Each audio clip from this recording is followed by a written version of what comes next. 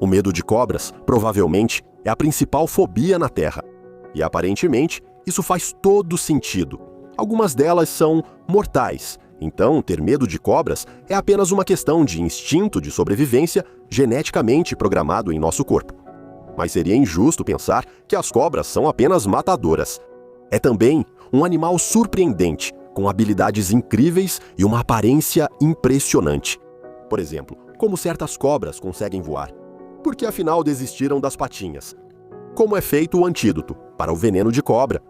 Neste documentário, reunimos as imagens mais incríveis que poucas pessoas já viram e que podem provocar diferentes emoções, mas com certeza não vão deixar ninguém indiferente. Então vamos lá! Vamos começar com o que provavelmente é o maior pesadelo de quem tem medo de répteis, uma cobra no vaso sanitário.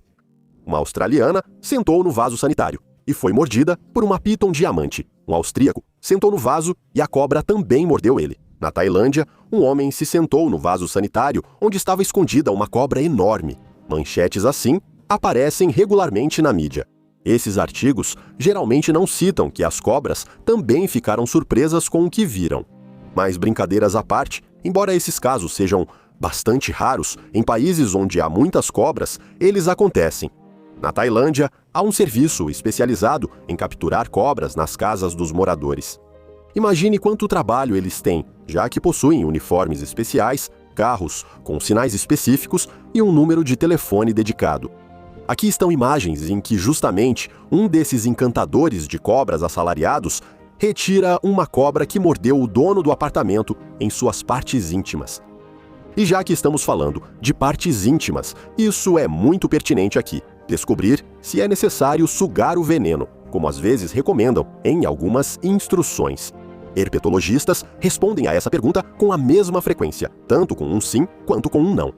Há aqueles que acham que isso é inútil, e há quem diga que pode ser eficaz, mas apenas nos primeiros 15 minutos após a picada.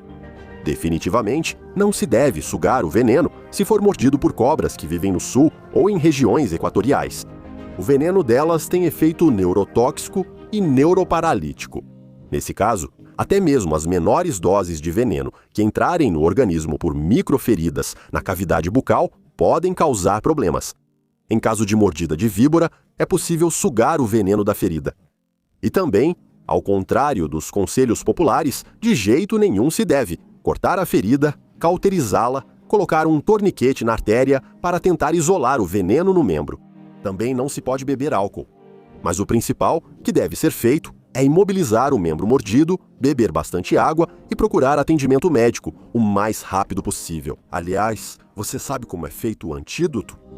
O processo de produção do antídoto contra a picada de cobra pode ser melhor ilustrado pelo exemplo da Tailândia.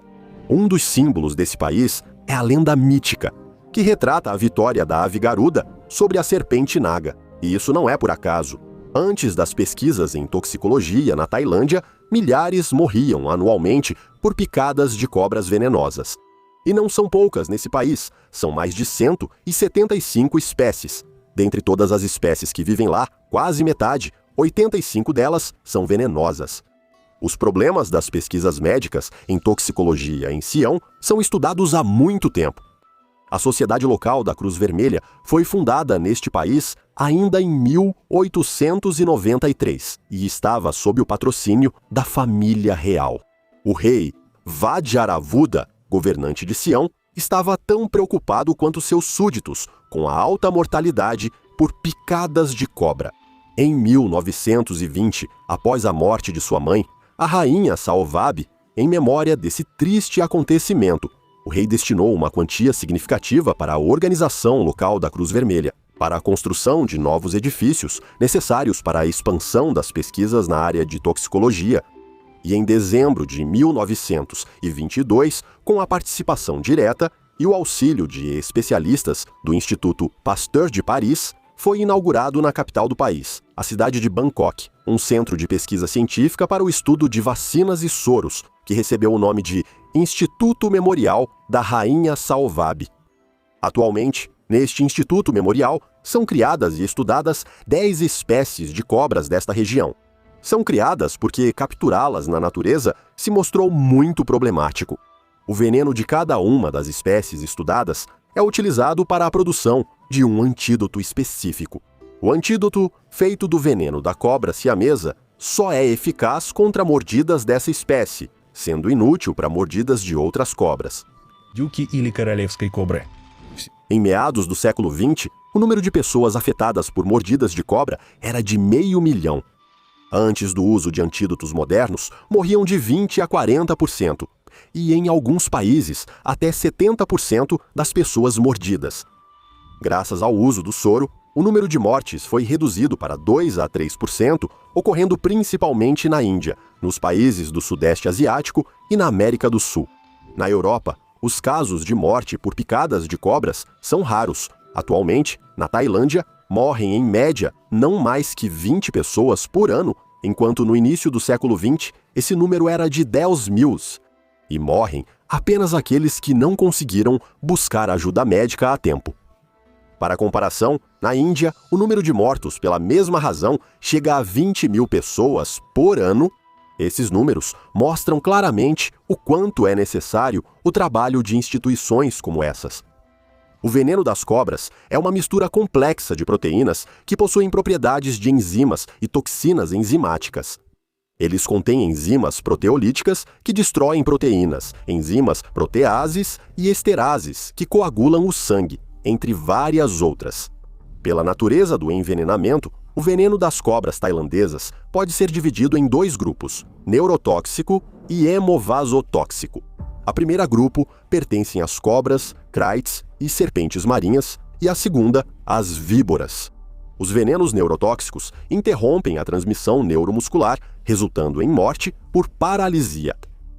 Os venenos hemovasotóxicos causam espasmo vascular, seguido de aumento da permeabilidade dos vasos e depois edema dos tecidos e órgãos internos. A morte ocorre devido à hemorragia e ao edema do fígado e dos rins, sendo que na parte do corpo afetada a perda interna de sangue e plasma pode chegar a vários litros. Após a picada de certas cobras, quem não receber atendimento médico a tempo pode sobreviver até 30 minutos. Para a produção de antibióticos, na Tailândia, utilizam cavalos. Eles servem como uma espécie de fábrica biológica viva para a produção de antídotos. O processo de obtenção de antídotos funciona assim. Cavalos saudáveis recebem pequenas injeções de veneno de cobra. Durante vários meses, desenvolve-se imunidade no sangue deles e só então o sangue dos cavalos é coletado, servindo como matéria-prima para a fabricação dos antídotos. A expectativa média de vida de um cavalo é de 25 anos, e ele é usado como doador apenas dos 4 aos 10 anos de idade. O sangue dos cavalos para a produção de antídotos é coletado no máximo uma vez por mês, e a quantidade é de 56 litros. Apesar da coleta tão significativa de sangue, o organismo do cavalo é capaz de restaurar rapidamente a quantidade de glóbulos vermelhos. Depois disso, o plasma sanguíneo é transportado para Bangkok, onde passa por uma purificação avançada e é testado quanto à segurança e eficácia, de acordo com os requisitos da Organização Mundial da Saúde. É preciso dizer que os tailandeses têm grande respeito por esse nobre animal. Depois que o cavalo não pode mais ser doador, ele é aposentado em fazendas especiais, onde passa o resto da vida totalmente sustentado pelo governo. Mas agora, vamos passar para as habilidades que esses répteis, em forma de corda, demonstram. O corpo da cobra é capaz de coisas com as quais outros animais só podem sonhar. Se você acha que as cobras só sabem rastejar pelo chão, está muito enganado. Se necessário, esse animal sobe facilmente por superfícies verticais, mesmo que essa superfície seja incrivelmente lisa. Tomemos, por exemplo, a boiga marrom. Essa cobra é considerada uma das espécies invasoras mais problemáticas e, quando se espalhou por grandes distâncias, afetou muitos animais. Mas agora, não estamos falando do veneno, e sim do modo de locomoção. Aqui estão imagens que mostram as boigas marrons subindo em postes metálicos verticais. Para isso, elas formam com o próprio corpo uma espécie de laço, envolvendo firmemente o suporte e enrolando o meio do corpo com a cauda, e então sobem lentamente para cima. Veja mais imagens mostrando como as cobras escalam habilmente árvores lisas. Outras cobras sobem facilmente em cercas ou paredes de tijolos para buscar alimento ou se esconder de predadores e do frio. Como elas conseguem fazer isso? É simples, o corpo da cobra é quase totalmente. Usando uma combinação de músculos e escamas na barriga, as cobras conseguem rastejar para cima, agarrando-se às menores irregularidades. Aliás, essa super habilidade inspirou muitos inventores. Veja só, esse robocobra, criado pelo desenvolvedor americano Howie Chose, imita os movimentos de um réptil de verdade. O principal é que não se trata só de um brinquedo, mas de um robô capaz de salvar vidas, pois sua função é buscar vítimas de desastres sob escombros. Existem robôs, assim, por exemplo, uma cobra-robô subaquática desenvolvida por uma empresa norueguesa de petróleo e gás que pode inspecionar a superfície de objetos usando uma câmera e uma lanterna, além de realizar várias tarefas com a ajuda de um manipulador. Mas vamos voltar às cobras vivas, que não só dominaram a escalada, mas também são capazes de viver debaixo da terra, e algumas espécies conseguem até cavar em solo compactado. É verdade que as cobras não cavam suas próprias tocas, como fazem, por exemplo, as toupeiras, embora aproveitem com prazer as moradias subterrâneas de outros animais. Em vez de criar seus próprios túneis, as cobras meio que se enterram na terra ou na areia e não sentem nenhum desconforto com isso. E sobre a capacidade das cobras de nadar? Acredita-se que todas as espécies possam fazer isso, embora só algumas sejam consideradas aquáticas ou marinhas. E as imagens do início do nosso filme são uma confirmação disso. As cobras nadam, movendo seus corpos de forma a formar uma onda, ou a letra latina S. Esse é o mesmo tipo de movimento corporal que as cobras usam ao se deslocar por uma superfície muito lisa. Entende, né? As cobras nem nadam, elas literalmente andam, ou seja, rastejam sobre a água. Então as cobras dominaram a terra e conquistaram a água. Só resta o ar. Apresento a vocês as cobras voadoras. Tecnicamente, elas não voam de verdade. As cobras arborícolas ornamentadas não conseguem voar, a menos que haja um vento forte vindo de baixo. Por isso, é mais correto chamar essas cobras de planadoras. Para se preparar para o voo, a cobra escolhe uma pista. Normalmente, é um galho adequado, de onde ela pode se pendurar na ponta e depois se impulsionar. E então ela salta, mas não é apenas um salto no ar.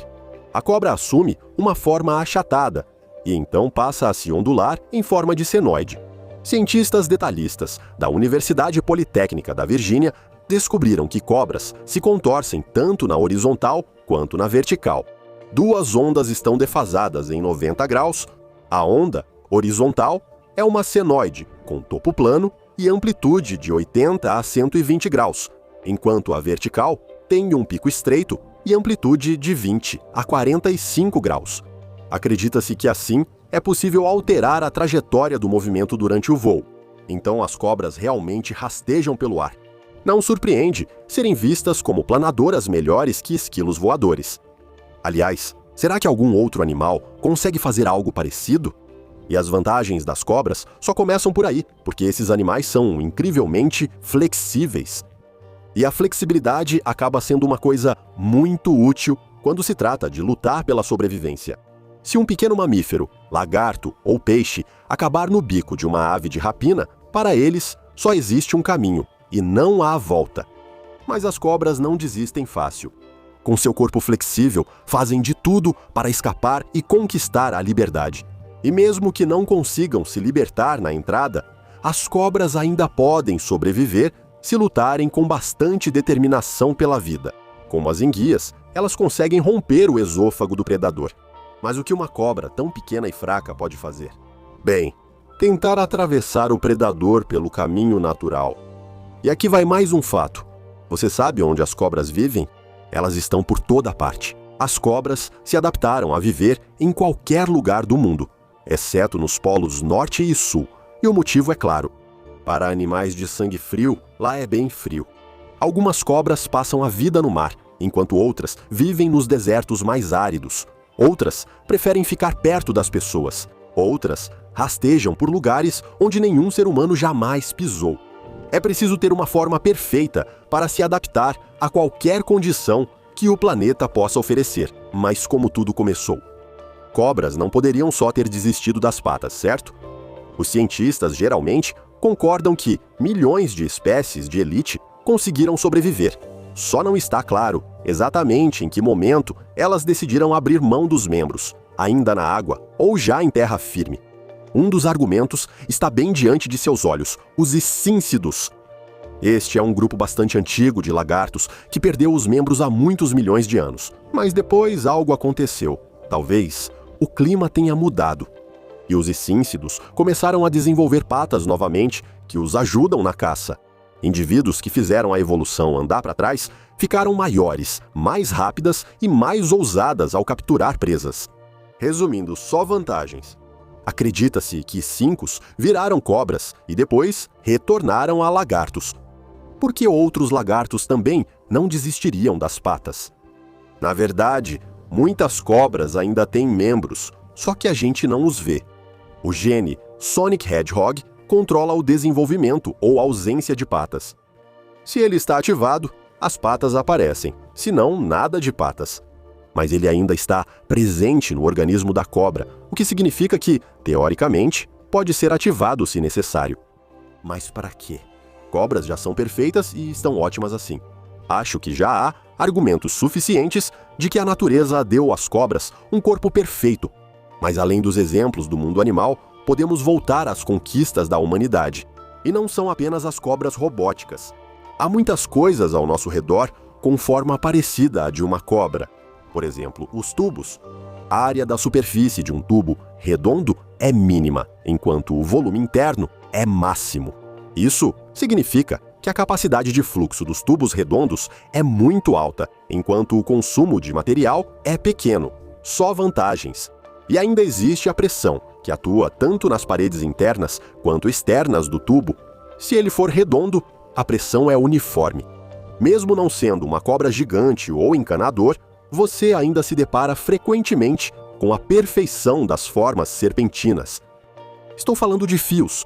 Fios de formato redondo ajudam a reduzir a perda de eletricidade. Isso acontece porque outros formatos causam o acúmulo de cargas na superfície irregular do fio. No entanto, há uma razão ainda mais óbvia. Fios de formato redondo suportam muito melhor as torções, e eles têm que lidar com isso o tempo todo. Agora, vamos conhecer os áspides mais incomuns, cujo visual certamente impressiona até mesmo espectadores acostumados a cobras. Olhem, esta é a cobra-liga da Califórnia.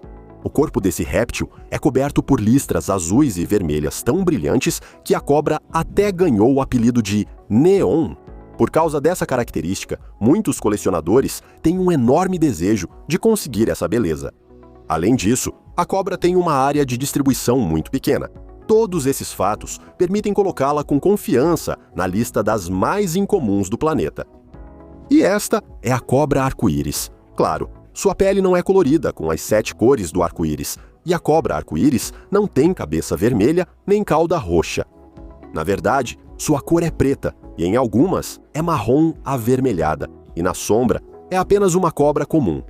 A beleza desse réptil se revela completamente quando a luz incide sobre sua pele.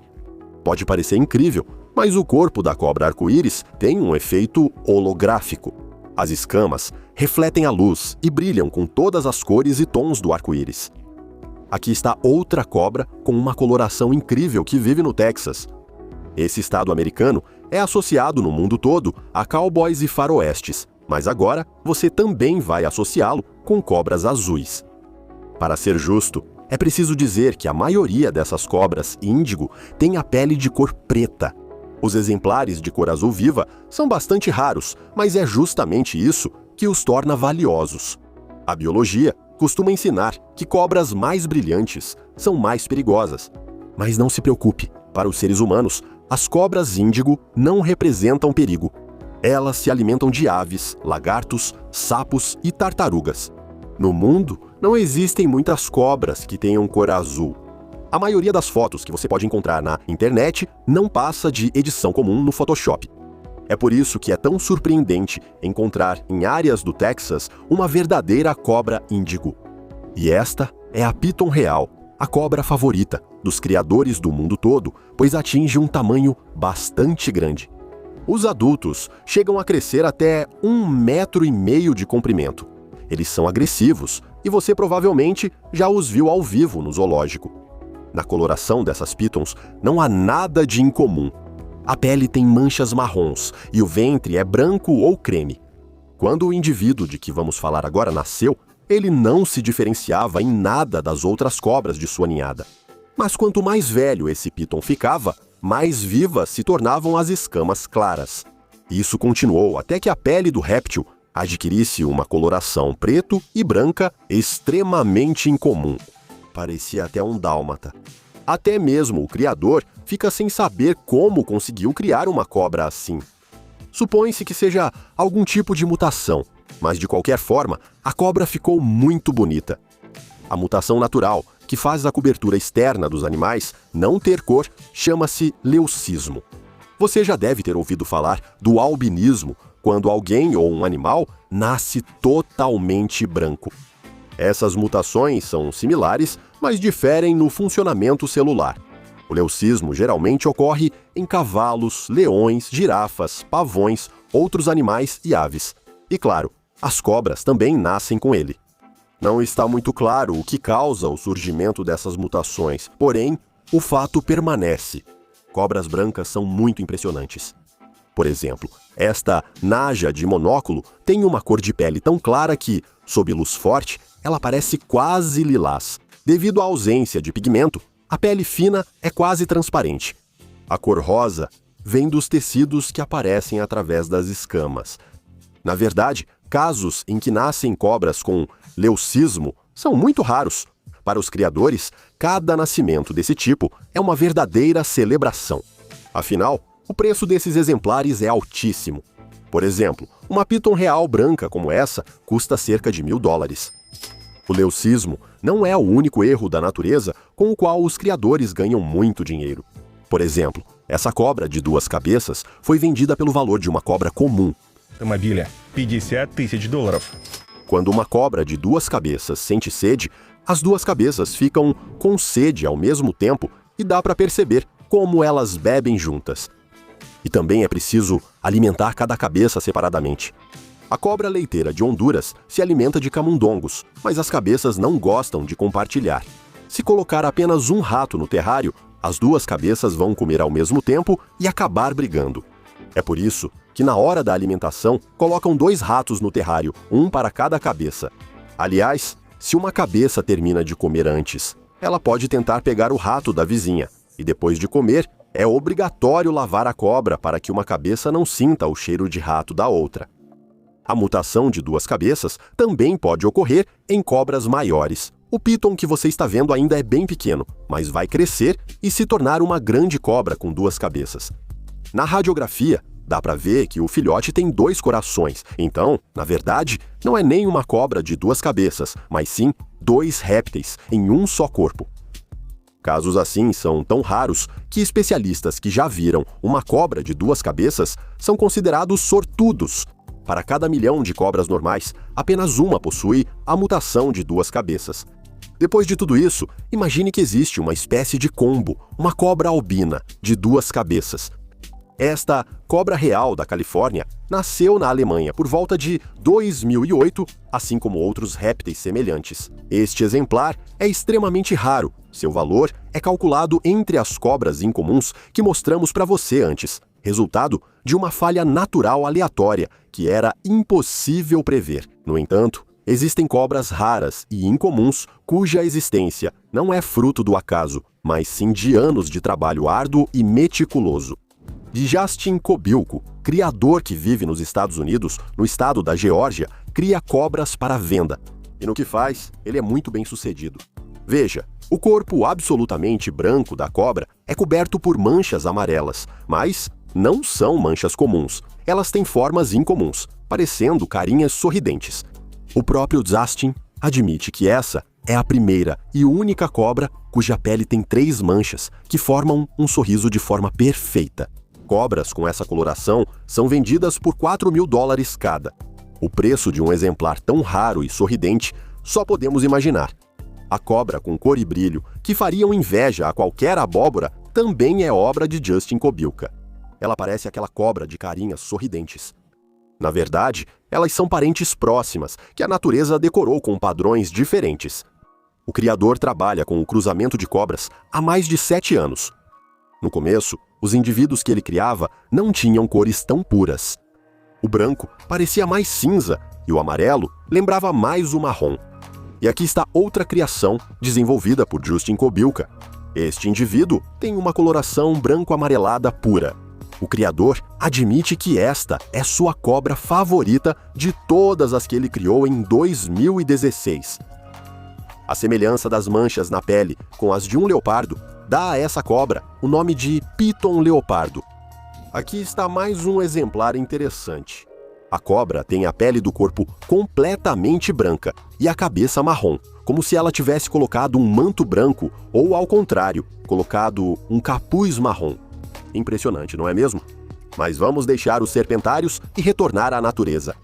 Olhem, esta é a cobra de cauda de aranha. Essa espécie foi descoberta recentemente, em 2006. Ela só existe em 2 províncias do Irã, Ilan e Kermanshah. Quando os cientistas viram o réptil pela primeira vez, ficaram impressionados. Na cauda da víbora havia algo que lembrava uma aranha, e foi por isso que a cobra recebeu esse nome. Essas protuberâncias incomuns servem como isca para pássaros. Achando que é uma aranha, eles se aproximam para comer, mas acabam podendo se tornar presas. E esta é a cobra mais preguiçosa da Terra, a víbora gabonesa. Ela se move pouco e reage a estímulos externos. Mesmo que você se aproxime dela e puxe seu rabo, ela provavelmente não vai reagir de nenhuma forma, embora seja venenosa. Por preguiça, ela se move de má vontade e de forma estranha para uma cobra. Parece mais uma lagarta gigante, não é mesmo? Naturalmente, com essa velocidade, ela não consegue alcançar suas presas, então caça de emboscada e simplesmente espera pela presa. Além disso, essa cobra é a maior entre as cobras venenosas, podendo chegar a 2 metros de comprimento. Então, até que é bom que a natureza a tenha feito preguiçosa e lenta. E essa é a cobra tentaculada, ou herpeton. Um par de tentáculos localizados perto dos olhos provavelmente serve como sensores, ajudando-a a se orientar no ambiente. A cobra pode esconder esses tentáculos quando está em repouso e só os expõe durante a caça. Essa espécie se alimenta exclusivamente de peixes e vive em águas rasas. Agarrando-se a uma pedra, o herpeton pode esperar horas pela presa para então dar o golpe fatal. E agora, dê uma olhada nessas imagens. Este é a cobra de focinho folha de Madagascar. Como o nome sugere, ele vive em Madagascar. Devido à cor e formato, a cobra de focinho folha de Madagascar se confunde com galhos, facilitando a caça de pequenos roedores e aves. O veneno da cobra de focinho folha de Madagascar é inofensivo para humanos, podendo causar apenas leve coceira na área da mordida por algumas horas. É preciso muito esforço para ser mordido por ela, pois as cobras de focinho folha de Madagascar são extremamente passivas e preferem se esconder a agir. Outra cobra de aparência extremamente incomum é a víbora arbustiva espinhosa, também conhecida como dragãozinho africano. Esse representante da família das víboras recebeu seu nome devido à estrutura incomum de suas escamas, que se projetam em forma de espinhos.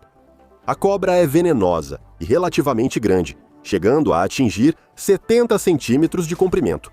Mas olhar para o chão não adianta para vê-la. Ela vive e caça nas árvores, principalmente rãs arborícolas, além de se alimentar de lagartos e pequenos mamíferos. Aqui está o Shar-pei dos répteis. A víbora verrucosa de Java ou cobra-tromba de elefante. Ela vive nos rios da Austrália, na costa da Indochina e nas ilhas Açores. Ela recebeu esse nome curioso por causa da pele enrugada e flácida que a ajuda na caça, permitindo segurar peixes escorregadios. Essa cobra também é extremamente preguiçosa. Ao caçar, a cobra não se move do lugar, fingindo estar dormindo e esperando os peixes que passam por perto. Esse predador Pode ser muito ágil e perigoso quando tem a chance. Foram registrados vários casos de ataques a seres humanos. E algumas dessas mordidas foram fatais. Cada um de nós pode encontrar essa cobrinha pessoalmente. A víbora comum habita toda a Eurásia e leva uma vida predominantemente noturna. Frequentemente. Sua picada é muito dolorosa, mas raramente leva à morte. No local da picada, ocorre um edema hemorrágico e necrose, sinais de intoxicação, tontura, letargia, dor de cabeça, náusea e falta de ar. Em casos especialmente graves, podem ocorrer alterações distróficas nos rins e no fígado. A mamba verde é uma cobra muito vigilante, irritadiça e extremamente rápida, que habita principalmente as florestas tropicais úmidas costeiras, matagais e regiões arborizadas da África Ocidental. Como todas as outras mambas, a mamba verde é uma das espécies mais venenosas da família dos elapídeos. Sentada em um galho, ela observa a presa e depois desliza suavemente até ela. O veneno da mamba age muito rápido. Primeiro sente-se um leve formigamento ao redor da mordida. Isso ocorre devido aos espasmos nervosos iniciais. Após 2 horas, os pulmões param de funcionar, paralisados pelo veneno. Por isso, é necessário administrar o antídoto imediatamente. E claro, a cobra indiana. Esta naja, talvez, seja a mais popular do mundo. A cobra indiana vive no Paquistão, Nepal, Sri Lanka, Bangladesh e quase em toda a Índia. É uma cobra bastante versátil. Ela vive em campos de arroio ou em casas, enquanto houver seu alimento favorito, ratos. Todos os anos, ela morde cerca de 10.000 pessoas. O veneno da cobra indiana contém substâncias que danificam o sistema nervoso. Após a mordida, o rato, por exemplo, morre em 2 minutos. A boomslang africana é uma cobra muito venenosa que vive no sul e sudoeste da África. Seu veneno é tóxico e, ao entrar no sangue, destrói células do corpo. O veneno do boomslang africano é 2 vezes mais perigoso que o da cobra indiana e da víbora. Durante a mordida, o boomslang pode abrir sua mandíbula em até 170 graus, liberando uma grande quantidade de veneno que geralmente leva à morte da vítima devido a hemorragias internas e até externas.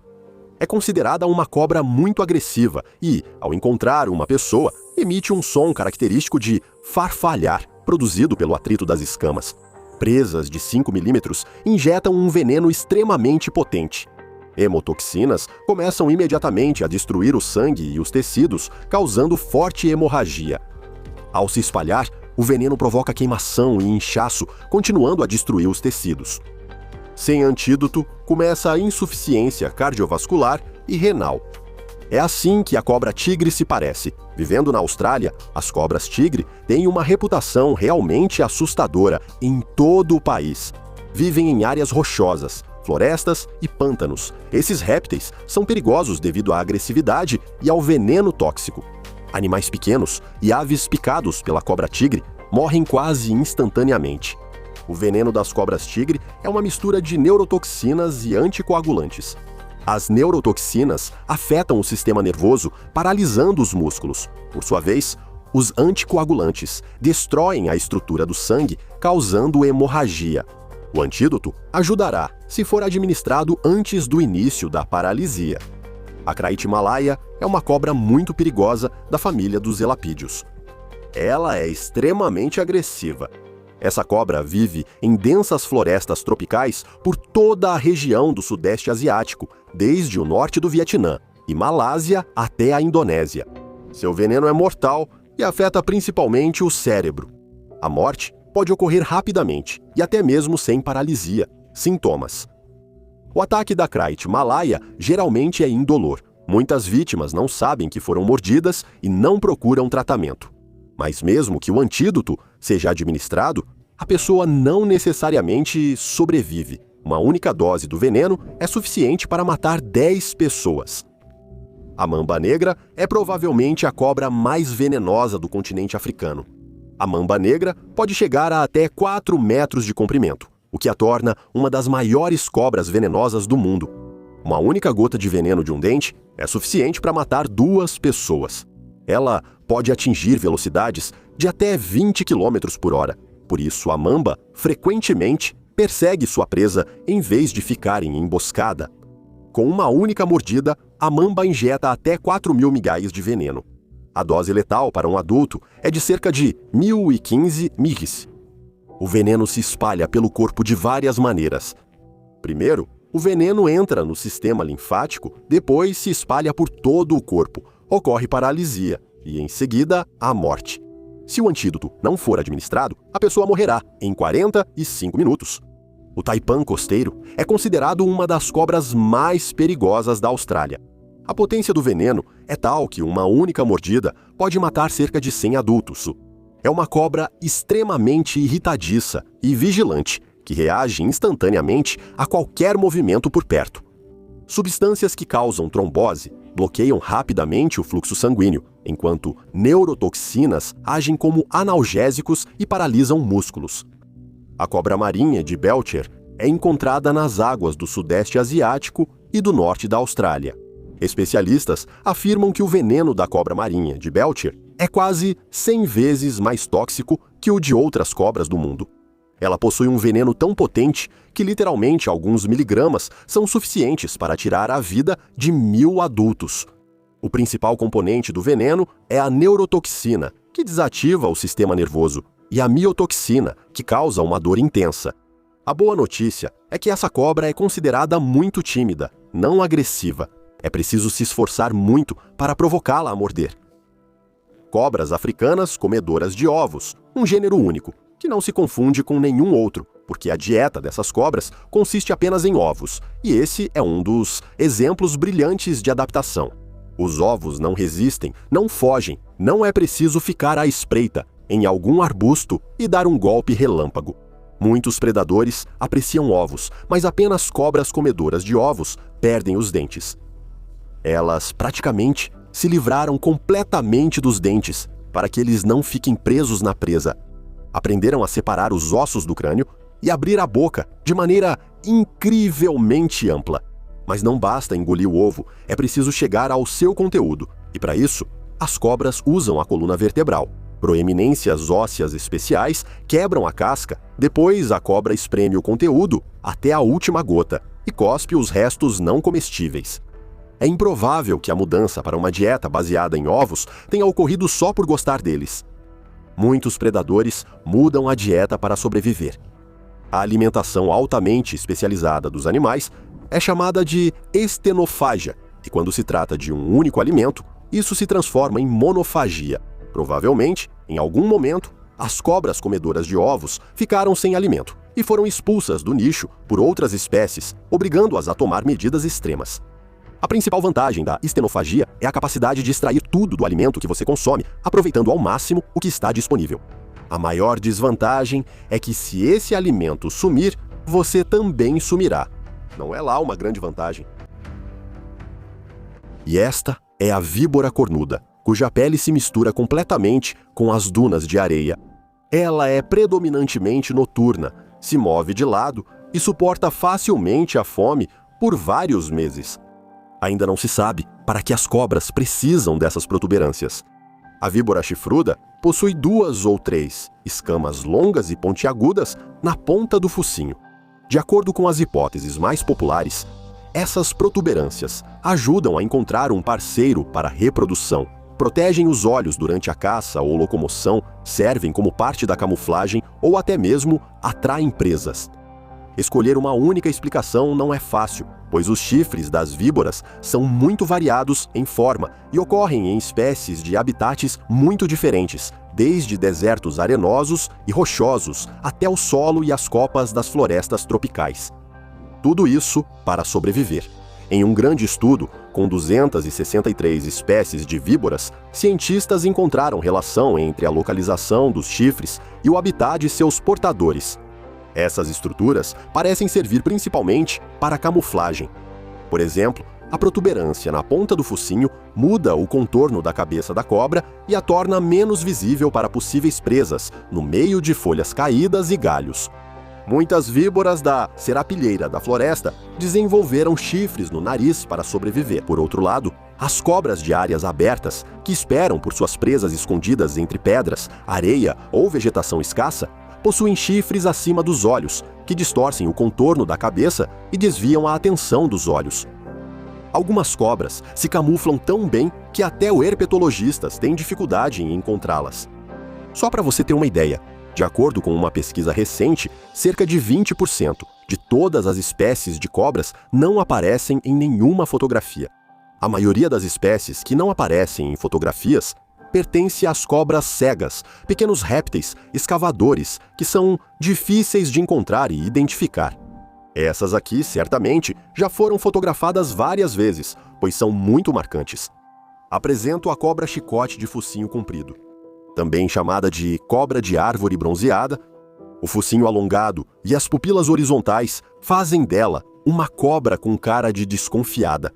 Esses répteis são tão habilidosos em se disfarçar de videira que não deixam nenhuma chance para o inimigo. A espessura de uma cobra dessas mal ultrapassa o diâmetro de um lápis comum. O corpo achatado dos lados tem outra característica interessante. O terço traseiro da cobra é mais arredondado e denso. E não é à toa, afinal, ela precisa se fixar bem nos galhos para não cair. Bem, agora é hora da gigantomania. Para quem tem medo de cobras, provavelmente não é bom imaginar como eram os mastodontes titanoboa. As cobras titanoboa já estão extintas há muito tempo, mas eram enormes. O comprimento chegava a 15 metros. A circunferência do corpo era de cerca de 1 metro e o peso ultrapassava 1 tonelada. Infelizmente, ou felizmente, não teremos a chance de encontrar essa beleza na vida real. Mas existem réplicas desses gigantes em alguns museus. Apenas olhe para elas. E, para comparar, aqui está uma cobrinha do tamanho de uma moeda. A cobra de boca estreita de Barbados, ou cobra de cal, é a menor do mundo. Cobras adultas desse tipo medem até 10 centímetros e vivem só na ilha de Barbados, no Caribe. São inofensivas e não possuem dentes. Por isso essa cobrinha pode estar quase extinta. Provavelmente, isso ocorreu porque derrubaram todas as florestas onde viviam. Mesmo uma cobrinha pequena, como todas, tem órgãos internos dispostos de forma assimétrica. Alguns órgãos das cobras antes eram duplos, mas no processo de evolução perderam sua importância e se tornaram únicos. Na maioria das cobras, só existe um pulmão, o outro geralmente é rudimentar. Além disso, o coração da cobra não é fixo. Devido à ausência de diafragma, ele é móvel e capaz de se deslocar dentro do corpo da cobra, desviando-se de danos quando algo grande passa pelo esôfago. Um dos primeiros mistérios das cobras que uma pessoa leiga encontra é o sexo do réptil. É difícil descrever o terror que sente quem se depara com um emaranhado de cobras sibilantes, entrelaçadas umas nas outras, prontas para atacar de todos os lados. Na antiguidade, dificilmente sabiam que o emaranhado de cobras era só uma busca por fêmeas prontas para acasalar. Os sinais externos que permitem distinguir o macho da fêmea estão bem escondidos. Os hemipênis, órgão de fecundação, estão localizados na parte caudal, nos chamados bolsos na região ventral. Eles aumentam de tamanho o suficiente para serem liberados da cavidade corporal apenas quando há uma parceira pronta para a fecundação por perto. Como exemplo, podemos citar essas fêmeas chocantes que parecem ainda mais assustadoras do que a cena mais aterrorizante da franquia Alien. Este varano é parente das serpentes. Ao sentir o cheiro de uma fêmea, demonstra claramente que os hemipênis duplos dos répteis às vezes são muito complexos e até assustadores. As fêmeas possuem hemiclitóris duplos, que são praticamente impossíveis de ver. Visualmente, é possível identificar o sexo do animal apenas de forma aproximada. Machos costumam ser maiores e mais longos que fêmeas, com cauda mais robusta por causa dos órgãos sexuais pares. Eles são mais bonitos, com cor mais viva. Algumas pitons e jiboias mantiveram restos rudimentares de membros na parte traseira do corpo, que se assemelham mais a ganchos ou esporas. Nos machos, esses apêndices são mais longos, fortes e frequentemente estimulam as fêmeas. Algumas cobras também são hermafroditas. A chamada partenogênese é um fenômeno em que os óvulos femininos se desenvolvem em um organismo adulto sem fertilização, sendo encontrado nas famílias das cobras cegas e das cobras verrugosas. Ao sair da hibernação de inverno, Os machos buscam alimento e parceira para acasalamento. As fêmeas acordam mais tarde, mas mesmo antes de saírem de seus abrigos, elas sinalizam que estão prontas para gerar descendentes com um cheiro específico que faz com que dezenas de pretendentes se reúnam na entrada da toca. Os machos tentam conquistar a fêmea, chegando até ela só com seus órgãos reprodutivos, enrolando-se ao redor dela em bolas, mas raramente se machucam. Assim que um deles alcança o objetivo, os outros imediatamente partem em busca de outra parceira. Curiosamente, o ato sexual das cobras é um dos mais longos da natureza. A fertilização pode durar até 10 dias sem interrupções. E as cobras também têm uma habilidade única de armazenar o sêmen do macho por anos. Um parceiro pode gerar de 5 a 7 gerações de filhotes de cobra, mantendo a população mesmo em períodos desfavoráveis. Após o acasalamento, o macho deixa um tampão no corpo da fêmea, impedindo que outros machos acasalem com ela. Em seguida, começa a fase de gestação da prole. Entre as cobras, existem aquelas que põem ovos em ninhos escondidos nos cantos mais secretos, assim como há as ovovivíparas e as vivíparas. As cobras ovovivíparas carregam sua prole dentro do próprio corpo, mas o filhote cresce e se desenvolve na parte caudal do corpo da mãe, dentro de um ovo. Ele se alimenta da proteína, recebe oxigênio da mãe e, assim, permanece até o momento em que o filhote se desenvolve o suficiente para nascer e ser totalmente independente. Quando estão completamente formadas, as jovens cobras rompem o ovo em que cresceram, nascendo e eclodindo ao mesmo tempo. No entanto, a maioria das cobras, de acordo com as ideias tradicionais das pessoas sobre elas, põe ovos. As cobras levam muito a sério a construção do ninho, onde ficarão por muito tempo. Os ovos, com uma casca densa e coriácea, são vulneráveis e podem se tornar presas de aves, répteis e pequenos predadores. Uma fêmea é capaz de carregar de 4 a 20 ovos. Tudo se torna mais interessante com as cobras vivíparas. Após a fertilização, os embriões se alimentam no corpo da mãe. O alimento, assim como tudo o mais, é a gema formada no oviduto, mas recebem alimentação e oxigênio adicionais graças a processos especiais de troca do organismo materno. Os filhotes nascem prontos para buscar seu próprio alimento e capazes de se defender sozinhos. Ao retornar, a fêmea e às vezes o macho cuidam com muito carinho de seus ovos. O ninho, geralmente, é feito em pilhas de lixo, folhas velhas ou grama podre. Isso fornece o calor necessário ao desenvolvimento dos filhotes, já que a decomposição do material orgânico aquece os ovos. Se isso não for suficiente, a mãe é capaz de aumentar a temperatura ao redor dos ovos em alguns graus por um longo período, contraindo sua musculatura. Mesmo ao caçar, as cobras não deixam o ninho por muito tempo, nem se afastam muito, para reagir rapidamente a ataques de predadores ou aves, pois os ovos são muito cobiçados. No entanto, assim que os filhotes nascem, o interesse pela prole desaparece. As pequenas cobras nascem formadas e com instintos desenvolvidos, conseguindo se alimentar sozinhas desde o início. Aqui vai outro fato interessante. Para crescer, as cobras precisam se livrar da pele velha. E isso é muito mais difícil do que parece. Se você procurar no Google, a internet vai te contar com prazer que todas as cobras ficam com os olhos turvos durante o período de muda. Mas poucas pessoas sabem qual é a verdadeira razão. Perto dos olhos, assim como em todo o corpo, as cobras têm pele que morre e se solta, criando o efeito de olhos turvos. Essas partes da pele, normalmente, protegem os olhos da sujeira e do ressecamento, mas às vezes ficam presas durante a muda. Ela perde a visão e, por isso, pode ficar mais agressiva. Problemas durante a muda podem acontecer com qualquer cobra, em qualquer condição, até mesmo em um terrário confortável, onde ela recebe cuidados constantes. Aqui, obviamente, há mais chances de receber ajuda. Os donos de cobras são aconselhados a aumentar a umidade, e se esse método não funcionar, então ajudar cuidadosamente o animal de estimação a se livrar da pele velha, ou levar a cobra ao veterinário. Mas como isso acontece na natureza? Para trocar de pele, as cobras se esfregam em superfícies ásperas, como casca de árvore ou pedras. Às vezes, parte da pele velha fica, principalmente perto da cauda da cobra, mesmo após várias mudas. Imagine que você coloca meias muito apertadas, depois mais um par por cima e mais outro. No fim, a parte de cima delas aperta tanto sua perna que prejudica a circulação. O mesmo acontece com as cobras que não conseguem se livrar da pele velha. E é aí que as pessoas devem entender muito bem as cobras. Se você vive em um clima frio e usa aquecedores, com certeza já percebeu que eles deixam a pele muito ressecada. Às vezes, ela fica tão seca que racha, dói e descama pra caramba. É basicamente o mesmo processo de troca de pele, só que mais forçado.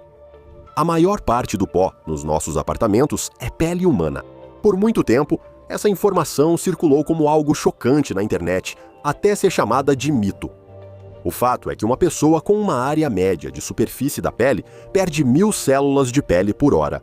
E se uma pessoa dormisse em um colchão por 10 anos e deixasse toda a pele morta nele, o colchão acumularia cerca de 3 quilos. Mas vamos voltar às cobras. Maneiras eficazes de sobrevivência e preservação da população incluem a capacidade de entrar em anabiose quando não há alimento suficiente, faz muito frio ou o calor atinge a superfície. Isso ajudou as cobras a viver e evoluir por milhões de anos. Pode se perguntar, por que não dominaram toda a Terra? É porque até mesmo predadores tão temíveis têm inimigos. A maioria dos filhotes morre nos primeiros 1 ou 2 anos. Cobras em cativeiro vivem até 40 anos, mas na natureza raramente passam dos 10 a 13 anos. As cobras fazem parte do cardápio de muitos predadores. Ratéis, louva-a-Deus, lontras e até mesmo aves não se importam de comê-las. Mas é claro, os mangustos são uma história completamente diferente. Eles não apenas caçam, mas também aterrorizam as cobras de propósito, as destroem e simplesmente adoram comê-las no café da manhã, almoço e jantar. É difícil acreditar que uma criatura do tamanho de um gato, parente dos suricatos, consiga atacar e até matar as cobras mais mortais do planeta. Mas os mangustos fazem isso muito bem. Esses animais, incrivelmente rápidos e absolutamente destemidos, estão prontos para atacar qualquer cobra, se ela parecer apetitosa para eles. Não é só questão de velocidade e agilidade. O mangusto é considerado uma das 4 espécies conhecidas de animais cujos organismos conseguem resistir até mesmo ao veneno mais forte. Na verdade, eles podem ser chamados de mutantes, e a imunidade às toxinas das cobras é como um superpoder adquirido através da evolução. Os ancestrais dos mangustos modernos caçavam tantas cobras que a natureza precisou aprimorar seus organismos. Por isso, hoje até mesmo os mangustos anões os atacam sem medo. Veja, esse mangusto pesa cerca de 250 gramas e é 5 vezes menor que a cobra. Mas o bichinho não é bobo e pensa em recuar. Nada vai parar um mangusto que quer saborear uma cobra. Se necessário, ele até sobe em árvore. Viu? Esse é o mangusto e essa é mais uma mamba negra, que provavelmente só estava pendurada no galho, pensando sobre sua vida de cobra, sendo um dos animais mais mortais do planeta. Bem, um esquilo gigante fica te importunando e nada o intimida, nem agressividade, nem veneno, nem a árvore de onde provavelmente seria bem desagradável cair. Outro inimigo das cobras certamente lideraria na categoria estranho entre os seus. A cobra-rei é realmente uma espécie única de serpente. Enquanto a grande maioria delas caça mamíferos, insetos, lagartos, sapos ou até mesmo peixes, essa cobra escolheu para si o cardápio mais estranho e assustador. Ela devora outras cobras sem fazer muita distinção. Qualquer um que não consiga escapar rápido o suficiente vira comida. A própria cobra se move em terra a uma velocidade de cerca de 6 km por hora e também nada muito bem. É assim que parece sua típica luta com a serpente trepadeira de cauda fina, uma cobra com escamas pretas e amarelas. Em poucos segundos, a pobre serpente já não resiste mais. Resta apenas engolir a presa. A cobra faz isso sem mastigar, engolindo inteira.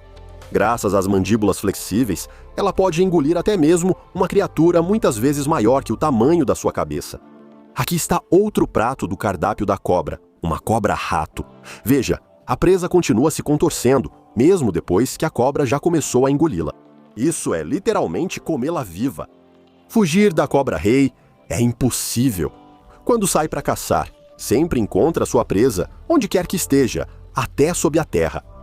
Veja a cobra-rei entrando na toca para almoçar uma naja indiana. E, aliás, a naja indiana também é uma criatura extremamente venenosa. Alguns pesquisadores afirmam que 1 grama do veneno seco dela pode matar 140 cães de porte médio. O que a cobra-rei acha disso? Nada de especial.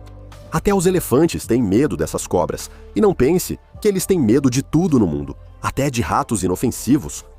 Os elefantes simplesmente não gostam de ratos porque eles são pequenos e ficam correndo de um lado para o outro. Com as cobras-rei, a história é bem diferente. A questão é que uma única mordida venenosa é suficiente para matar um elefante adulto. E ao que tudo indica, os elefantes parecem saber disso. Mas por que as cobras-rei são tão perigosas? A natureza não poderia simplesmente decidir criar uma espécie que assustasse todas as outras, certo? Para entender isso, primeiro precisamos esclarecer algumas coisas. No nosso planeta, existem várias espécies de animais que possuem imunidade a venenos. Entre eles estão os mangustos, alguns ouriços, cangambás, gambás e, claro, os texugos do mel. Como todos eles caçam cobras, ao longo da evolução, simplesmente conseguiram se adaptar à mordida mortal. Alguns, como ouriços, têm imunidade mais fraca. O texugo do mel é um monstro do reino animal, aparentemente capaz de matar e comer qualquer cobra. A evolução também não deixou as cobras-reis sem presentes. Acontece que, para se tornar a cobra mais perigosa do planeta, basta produzir mais neurotoxina. As cobras-rei têm tanta neurotoxina que uma única mordida é suficiente para matar 20 pessoas em apenas alguns minutos. O veneno da cobra-rei atinge principalmente os centros respiratórios do cérebro, causando parada respiratória e insuficiência cardíaca. Mas isso não é tudo. Sendo a maior cobra venenosa do mundo, ela é completamente imune aos venenos de outras cobras, das quais prefere se alimentar. Você consegue imaginar uma enorme cobra venenosa com imunidade a venenos? É por isso que as cobras-rei são verdadeiras máquinas de matar. E o que acontece se 2 cobras-rei começarem a brigar entre si? Às vezes, a fêmea mata o macho caso o acasalamento não saia como planejado. Às vezes, o macho mata a fêmea, mas em outras ocorre algo ainda mais interessante. Verdadeiros duelos de cavaleiros seguindo todas as regras da etiqueta das cobras. Em certa idade, os machos das cobras-rei começam a viajar em busca de uma parceira. E às vezes, em vez de uma fêmea, eles encontram outros machos. E se esse encontro acontece, ele se transforma em um duelo, durante o qual ninguém morde ninguém. Os machos, quando se reúnem, se erguem e se enroscam. E o macho começa a se exibir. Esse comportamento muitas vezes é confundido com cortejo, embora, na verdade, seja uma competição clássica de luta. Só que as regras não são muito claras. Mas, por outro lado, quem iria explicá-las? Cobras geralmente não são comunicativas. Algumas informações podem ser obtidas mesmo sem falar com as cobras. A cobra-rei tem pelo menos um adversário no mundo das cobras que pode se igualar a ela em força. E esse é o Piton. Sim, os confrontos entre eles podem muito bem terminar desse jeito. Tente entender quem venceu. Tudo parece decidido pela velocidade. Se a cobra real conseguir morder o adversário na região da cabeça, ele certamente morrerá. Mas a Piton também pode agarrar a cobra real e apertá-la num abraço mortal. Não há nada de surpreendente aqui. De acordo com pesquisas, em média, a Piton exerce, sobre sua presa, uma pressão de cerca de 300 milímetros de mercúrio. Se pensar bem, isso nem é tanto. Mas a Piton não precisa apertar sua presa até que ela sufoque. Basta causar um dano irreparável aos órgãos internos dela, e isso acontece muito rápido. E mesmo assim, a população de cobras reais está diminuindo rapidamente, e não é por causa das Pitons. A culpa é do desmatamento. As cobras reais preferem viver onde há muitas árvores, e quando elas diminuem, as cobras começam a procurar um novo lar. E sabe para onde elas vão? Para perto das pessoas. O mais surpreendente é que há um lugar onde essas cobras são amadas e criadas de propósito. Bem-vindo à Vila das Cobras na Tailândia. Os moradores da vila criam e domesticam cobras reais há décadas. Tudo para atrair turistas. Boxe com a cobra real. Como é que alguém teve uma ideia dessas? Não surpreende que quase todos nesta vila tenham perdido algo. Na melhor das hipóteses, dedos. É chato, mas parece que para eles não é um preço alto para dar uns tapas em uma das cobras mais perigosas do mundo. Caçador de cobras é uma das profissões mais antigas e interessantes. A pessoa que decide dedicar sua vida a esse tipo de atividade precisa entender profissionalmente de venenos e antídotos, além de conhecer os hábitos das cobras e suas características relacionadas aos habitats. Além disso, a maioria dos especialistas injeta veneno de cobra em si mesmos, aumentando gradualmente a dose para desenvolver imunidade. Segundo alguns serpentólogos, esse é um procedimento extremamente doloroso, mas necessário. O especialista do serpentário da Sibéria, Alexander Pisarev, afirmou em entrevista que a dor do veneno da víbora é tão intensa que parece que o braço ficou horas em água fervente. Outro serpentólogo, o americano Bill Haast, ficou conhecido por entrar para o livro dos recordes Guinness como a pessoa que sobreviveu a 172 mordidas de cobras venenosas. Um dos incidentes fez com que Haast perdesse alguns dedos, e a mordida de uma naja indiana quase foi fatal para o cientista.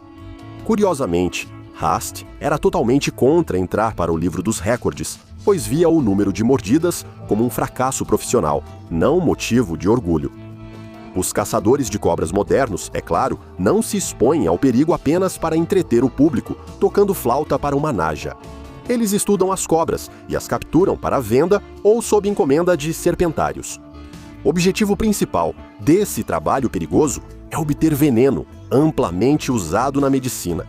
1 grama de veneno de cobra custa várias vezes mais caro. No mundo, ainda são valorizados os produtos feitos de couro de cobra, mas o direito internacional limita fortemente esse tipo de comércio, devido à ameaça da caça ilegal.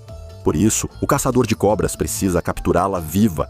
Na caçada, o caçador de cobras captura o réptil, pressiona sua cabeça no chão com um bastão ou gancho, segura abaixo da boca e extrai o veneno das presas em um frasco especial. Depois disso, a cobra é solta ou levada para o serpentário, onde o veneno é extraído a cada 2 semanas. Na medicina moderna, usam-se principalmente venenos de naja, de ursa e víbora na produção de medicamentos. Em particular, vários venenos de cobra têm a propriedade de relaxar os músculos e são usados para a fabricação de pomadas analgésicas. É notável que o veneno de espécies raras de cobras é muito procurado no mundo do crime, pois praticamente não deixa vestígios. Ainda assim, a profissão de herpetólogo continua mortalmente perigosa. Por exemplo, o herpetólogo americano Joseph Slavinsky, em 2001, partiu em uma expedição para Myanmar com uma equipe de colegas. Lá ele foi mordido por um jovem Krait de multifaixas do sul da China, que o cansado herpetólogo confundiu com uma cobra não venenosa. A expedição tentou contatar a embaixada dos Estados Unidos para evacuar Slavinsky de helicóptero, mas a comunicação com os diplomatas estava difícil naquele dia. Quando o helicóptero ficou pronto, o clima piorou no acampamento, impedindo um pouso seguro. Slavinsky morreu 29 horas após a picada devido à paralisia do sistema nervoso. Em 2021, descobriu-se que a cobra que picou Slavinsky pertencia a uma espécie de Kraits, anteriormente desconhecida. E a vítima mais famosa do veneno de cobra entre os herpetologistas é Carl Patterson Schmidt. Ele foi um dos herpetologistas mais notáveis do século XX. Ele descobriu várias novas espécies e nomeou mais de 200 espécies de animais. Mais de 20 espécies e subespécies de répteis têm o nome de Schmidt. Em 1957, o zoológico do Lincoln Park, em Chicago, enviou uma cobra para o museu para identificação. Schmidt e seus colegas imediatamente reconheceram nela um jovem boomslang, mas subestimaram o perigo da cobra. Como muitos herpetologistas da época, Schmidt achava que a mordida do boomslang da família dos colubrídeos, não era mortal para humanos. Por isso, quando a cobra mordeu Schmidt no polegar, ele recusou ajuda médica e começou a documentar seus sintomas em um diário. Foram essas anotações que lhe trouxeram fama póstuma. Carl Patterson Schmidt faleceu em menos de um dia após a mordida do boomslang devido a múltiplas hemorragias internas. Existem usos do veneno de cobra sobre os quais você com certeza não sabia. É interessante que a prática de alimentar camelos com cobras vivas existe em alguns países árabes. Cobras parecem ser essenciais no tratamento da doença hemorrágica dos camelos. Vejam, este é Isidoro de Sevilha, conhecido como o fundador do enciclopedismo eclesiástico desde o distante século VII, foi um autor muito prolífico. Etimologia, sua principal obra em 20 volumes, pode estar um pouco desatualizada, mas lá há um fato parecido. Isidoro escreveu que cervos doentes ou fracos retiram cobras das tocas com a respiração e as comem. Sim, claro, na medicina popular, muitas vezes são usados remédios totalmente inadequados. Porém, veneno de cobra funciona. Na verdade, para obter um efeito positivo, é preciso ser um profissional, um cientista ou um cervo. Portanto, não compensa pegar uma cobra debaixo da pedra para curar um resfriado. É sabido que o veneno de cobra contém mais de 20 compostos diferentes, a maioria dos quais são proteínas. Pesquisas recentes mostram que o veneno de cobra pode se tornar uma arma contra os agentes causadores de doenças tropicais, bactérias, parasitas e vírus. Teoricamente, ele funcionaria até mesmo no tratamento da tuberculose, malária, leishmaniose e doença de Chagas. Só é preciso escolher a cobra certa. Essas são as incríveis criaturas chamadas cobras. Esperamos que depois de assistir a este documentário, você tenha menos lacunas no seu conhecimento sobre répteis e, consequentemente, menos medo dessas criaturas. Agradecemos por assistir, por avaliar este filme e pelo seu comentário maravilhoso nos comentários deste vídeo. Até a próxima no nosso canal.